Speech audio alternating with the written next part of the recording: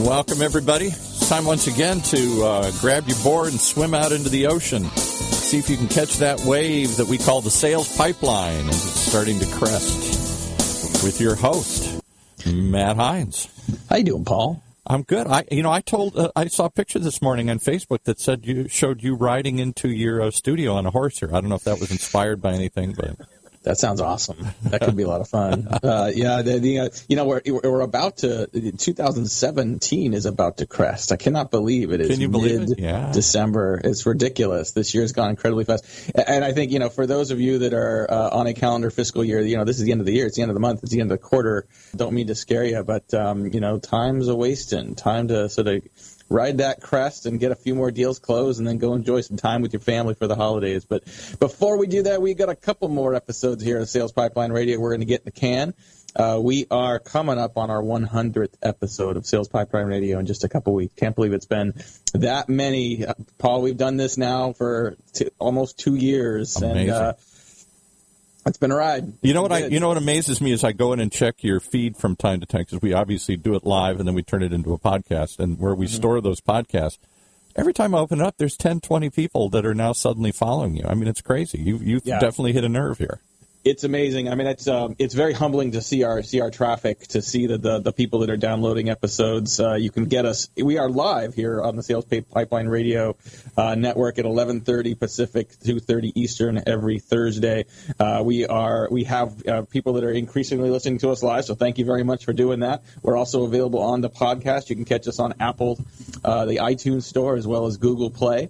All of our episodes are available up there, and then at salespipelineradio.com, every past, present, and future episode available on demand at Sales Pipeline Radio. And the downloads that we're getting, the subscriptions volume that we're getting, it's been really exciting. And I think it's certainly not me, Paul. I don't think it's you either.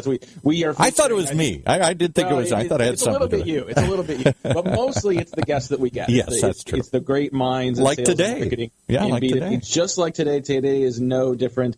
Really, really excited to have with us today Mark Godley. He's the president of LeadGenius, and we're going to spend some time today talking about data, talking about lists, talking about leads in B2B. But first and foremost, Mark, thanks so much for joining us on Sales Pipeline Radio. Guys, thanks for having me. Those are high expectations. I hope I don't disappoint anybody.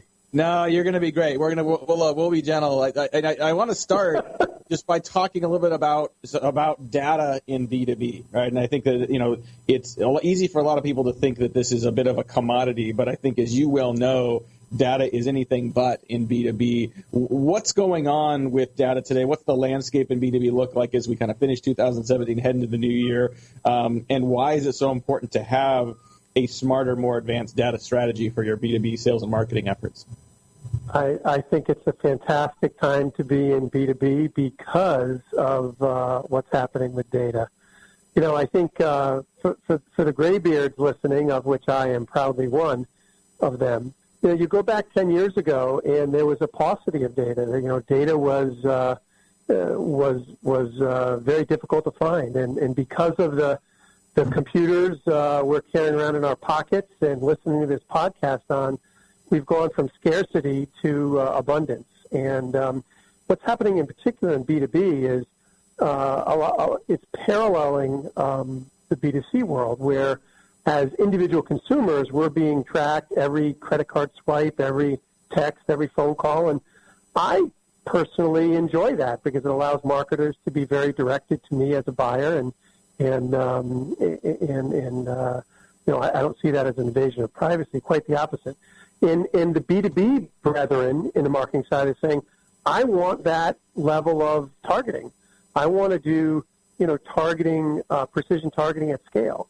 And so data vendors, again, 10 years ago, a company would have a single vendor strategy. I use Jigsaw. I use Net Prospects. These are companies that aren't around anymore. But now you ask someone about their data strategy, and they'll rattle off a half dozen companies that they're using. And I think that's just absolutely fantastic. So there's a lot of confusion and I think even intimidation among B2B buyers when it comes to data. There are a lot of choices. They aren't mutually exclusive. There are a lot of crappy data providers out there. And I think that even if you assume that, even if you buy into the data that says, the typical B2B database, deteriorates at a rate of 2 to 3% per month. So you got to do something to continue to maintain.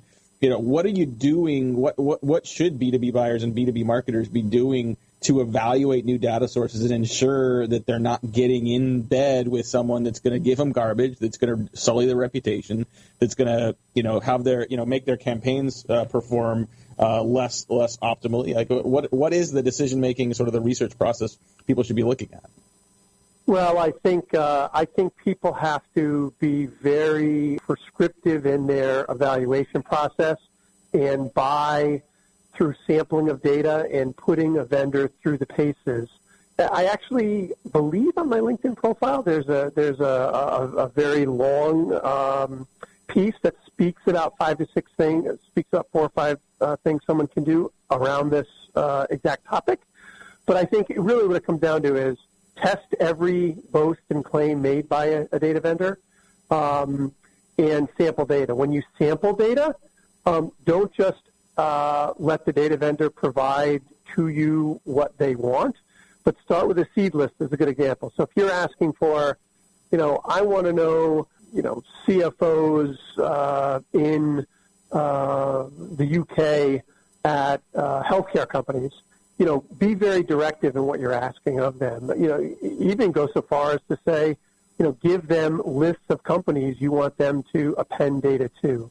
By doing that, you're going to make sure that they have data that is specific to your subset of the market that is important.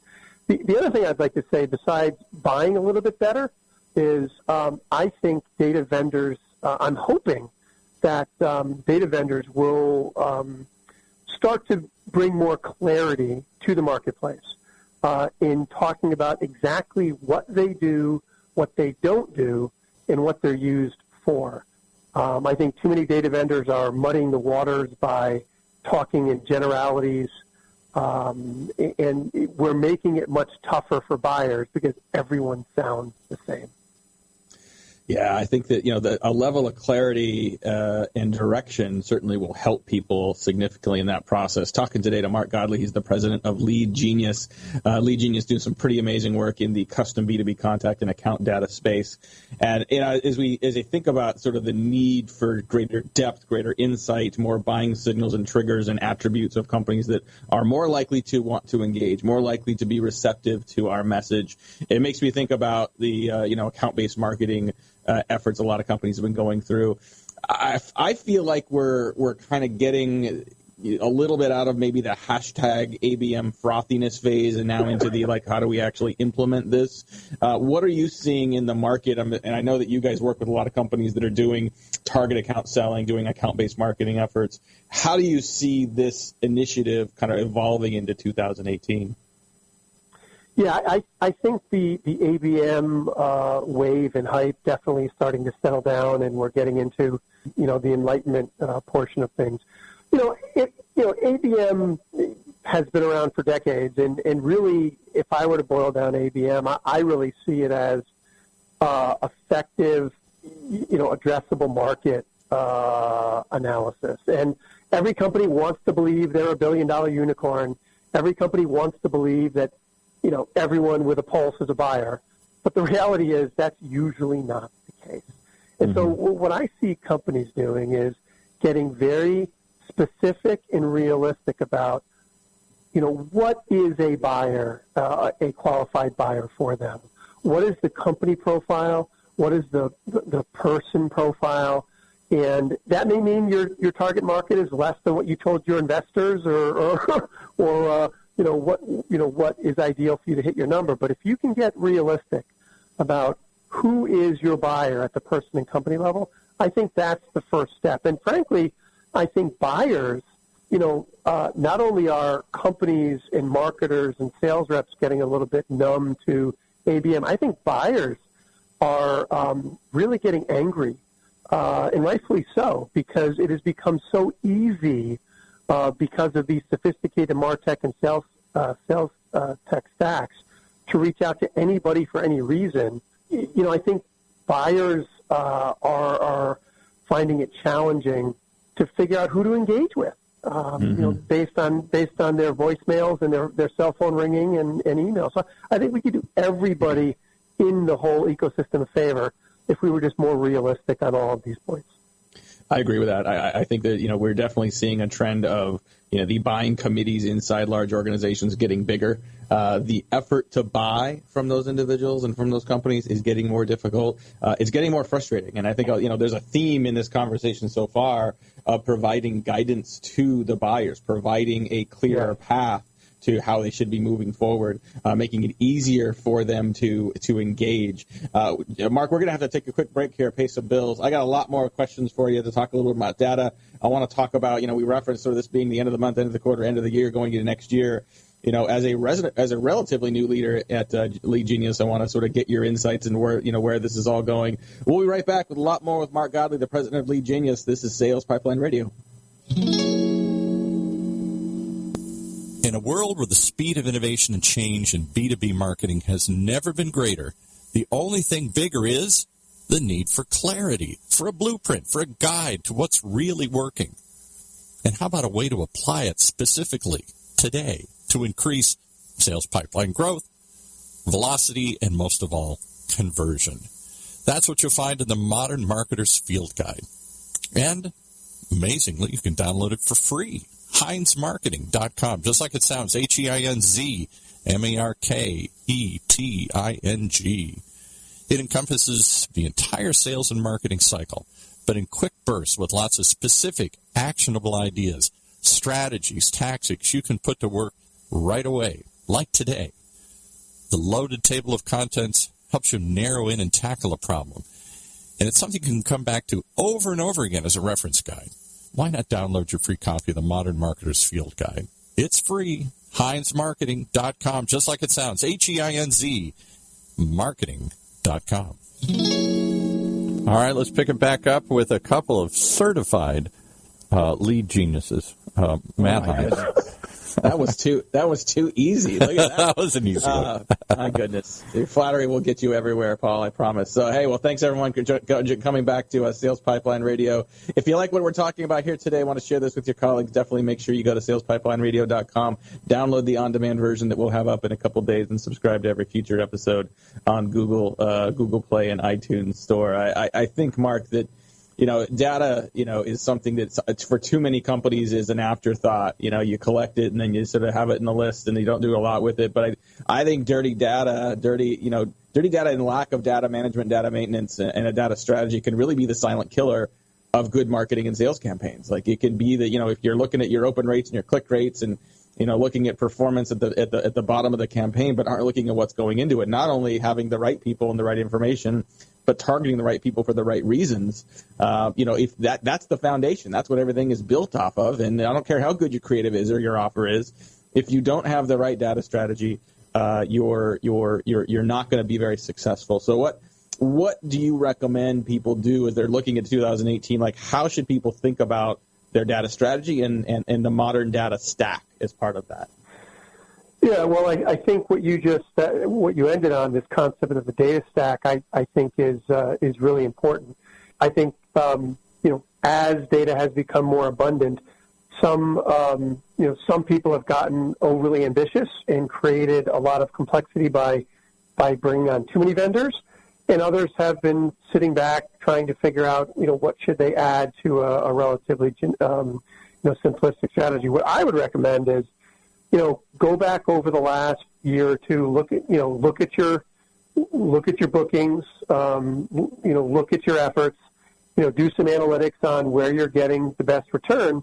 And then it's just, I think it's basic persona-driven approach where you try to replicate your wins and minimize your losses. And how can data help you in that regard? And that data doesn't necessarily have to be through a third-party vendor.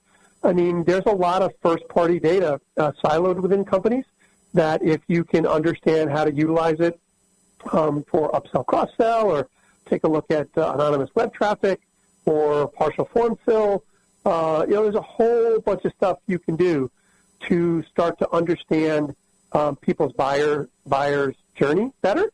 And then once you've done that with internal data, are there third-party vendors that have specialty data that you can bolt on to fill in some white space to allow you to be more prescriptive and honestly not necessarily build a bigger pipeline, but get much better conversion and throughput for the companies you are targeting and trying to get on that pipeline. So, Mark, you've been doing this for a while, and I'm not saying that to call you old, but I mean, you've led sales teams at companies like ADP, you've been CEO, you've done this a lot. And as we look at as you look at the end of this year and look at going into next year, we're recording this on December 14th, so almost halfway through December. Couple questions. One, what do people do to sort of stay in the game and stay sharp in the last part of December? Like people, it's not like everyone's going away. There's plenty of people still working, plenty of opportunities. So how do you help people stay disciplined for that? And then how do you recommend companies really hit the ground running on January 2nd so they're not immediately caught behind and flat-footed? Yeah, so first, as far as on an individual basis, anybody listening to this podcast, I think, is way ahead of the game because anyone listening to this podcast is someone that invests in themselves. It's someone that has found thought leaders such as yourself, Matt, and I would recommend, find a half dozen people like Matt Hines and others that you can learn from.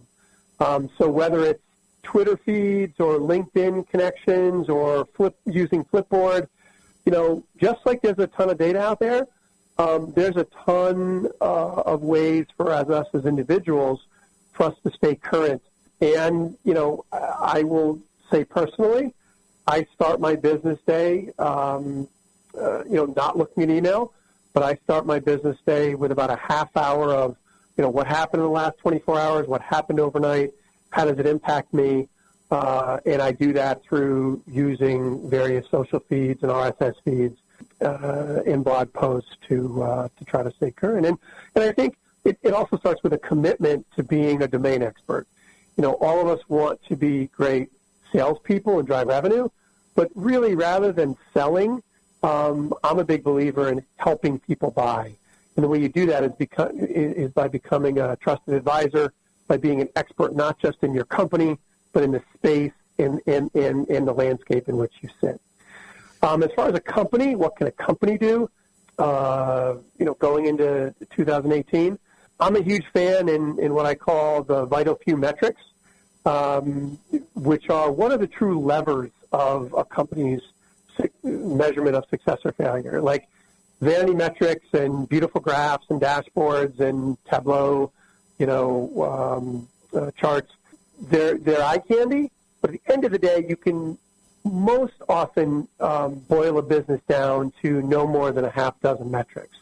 Whether it's cash flow, whether it's number of logos, whether it's whether it's gross margin, whether it's velocity of sale. There's a whole bunch of different metrics one can use. I've spent the last decade in the startup world. Let me first of all say that. And whenever I come into a new organization, what I try to do is get the senior team, and the senior team is not just the senior staff. It's also the investors in the company, all behind not only what are our goals, but how are we going to measure if we're really succeeding or not. And if you start with that premise, and if you get everyone focused on the 3 or 4 things that really will those are the dials of the growth of the company, I think you can you can do great things. That's great advice. I love both those perspectives, both for the personal as well as the company perspective. Also want to ask you about, you, in addition to leading the LeadGenius team, you are an advisor to a number of companies, especially a lot of startup companies. Talk a little bit about your decision to do that. That takes a fair amount of time, but I find that people that do what you're doing tend to be a combination of curious and generous. What's the thought process for that for you? And then what kind of sort of advice would you give other executives, other leaders that are looking for ways to sort of help and impact other companies? Well, I do find that I am voraciously curious, not just about the business world, but about, the world with a big W, and certainly within where I've chosen to make a career, which is in kind of the salestech, martech, data, CRM extended space. As I said it a little bit earlier, it's just a wonderful time to be alive. There's so much innovation happening. And, I didn't start down the road 10 years ago of saying, I want to run a company and be an advisor of organizations. What I did is try to take a look at where is the big arc going in the way people buy and sell, and what are those macro trends, and then try to find employment that would have me with those wins at my back. As far as specific to advisory roles, that's happened very organically by just trying to be well-connected, well-educated to the point of sharpening the saw and staying a domain expert and trusted advisor. I've just been lucky enough to develop relationships of meaning with other vendors and with customers. So for years, I would get phone calls, people saying, hey, Mark, I don't want to buy, name the company you're working for right now, but I know you know a lot about this space. Can you help me out? And to your point about generosity, I just believe in putting goodness in the world. I just developed a bit of a reputation of having a lot of opinions that were inexpensive, most of which were valuable, not all of them. And, that kind of just morphed into people asking me to be formally associated with their companies to help them grow and go to market with something of meaning. Now, when you do that, you got to make sure that you're not creating conflicts of interest. You've got to make sure that you disclose in any conversations, who you're affiliated, because you don't want to inadvertently create the impression of bias or self-serving. So as long as you can go into these relationships, with transparency, I think it works out well for everyone. I love it. Hey, we're wrapping up here with Mark Godley. He's the president of LeadGenius. Just a couple minutes to go. And, earlier you recommended people seek out people they can learn from, taking the time to learn, but also seeking people out. Who are the people that you seek out? Who are the people that you have found over the years as a sales and marketing executive, as a leader, that are the people that have been really instructive for you? It could be peers, it could be mentors, it could be authors, speakers, anybody. Who are some of the people that you would highlight on that? Oh gosh, wow. A lot of the folks that I seek out are personal friends and confidants that don't really have any kind of national followings or any kind of social media presence. It's people that I've worked for or have worked for me. So I probably 1 or 2 days a week am face-to-face with people sharing my problems and troubles and seeking advice from very intimate relationships. So, if I were to list 4 or 5 people, no one on these calls or listening to this podcast would have heard from them. And I would encourage people to replicate that. I also, as far as where I seek inspiration, a lot of my interests are totally outside the business world. So, rather than following the Elon Musks of the world and the Mark Zuckerbergs of the world, I really find myself reading a ton and following a ton of people in totally different disciplines. And surprisingly, I find a lot of parallels and a lot of refreshing perspectives that I bring into the business world. I think I may have answered a different question. I don't know if you want to re-ask it, but maybe some of that was helpful. No, I think it's good feedback, and I think what I take away from that is for people to prioritize building relationships with people that can be mentors, that can be someone you can work with on a regular basis, and to be well rounded, to find sources of information and inspiration outside of your specific area of work. Well, we're going to have to wrap up, unfortunately. Always run out of time way too fast, but want to thank again our guests, very generous with his time, Mark Godley. He's the CEO of LeadGenius. You can check him out online. I definitely encourage you to learn more about what your data stack and your data strategy should be in 2018 at LeadGenius.com. They got a lot of great information. They've got some great best practice guides and great content that can help educate you on the space as well. If you like this episode and you want to check it out again, you'll find it on demand at salespipelineradio.com. in a couple days, we'll also have a highlighted Q&A from this conversation with Mark Godley on our blog at HeinzMarketing.com. Thanks again for listening very much. For my great producer, Paul, this is Matt Heinz. Thanks again for joining us on Sales Pipeline Radio. You've been listening to Sales Pipeline Radio. Right here, brought to you by the good folks at Matt Heinz Marketing. Right here on the Funnel Radio channel for at-work listeners like you.